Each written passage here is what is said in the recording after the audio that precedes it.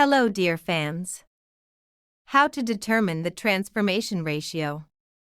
The transformation ratio is one of the main parameters of any transformer. If this indicator is unknown, it can be independently determined experimentally. Instructions. Step 1. Prepare an auxiliary transformer that develops a voltage of about 3V on the secondary winding. This can be, for example, a filament winding of a transformer from any damaged device equipped with a vacuum fluorescent indicator. Never short-circuit this winding. Step 2. On the transformer under test, using an ohm meter or a replacement device, find the winding with the least resistance. Pay attention to the difference when measuring, even in fractions of an ohm. It is she who contains the smallest number of turns. When measuring, do not touch live parts in order to avoid a shock by self-induction voltage. Step 3. Apply 3V voltage from the auxiliary transformer to the winding with the least number of turns, determined in the above way, through the 0.25A fuse.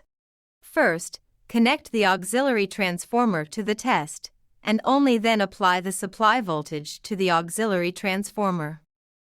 Apply it also through a fuse of the same rating. Do not touch the elements of the primary circuit. Step 4. Connect an AC voltmeter parallel to the winding of the transformer with the smallest number of turns. Record his readings.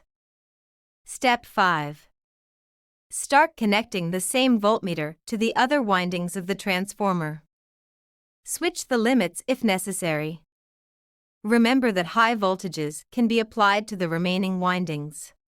Record the readings, as well as the location of the terminals of these windings each time. Avoid even short-term short circuits during measurements. Step 6. After completing the experiment, de-energize the auxiliary transformer and then disassemble the installation. Step 7. To determine the transformation ratio between any two windings of a transformer, divide the voltage on one of them by the voltage on the other. If desired, make a table of transformation ratios for all combinations of its windings. Thanks for watching.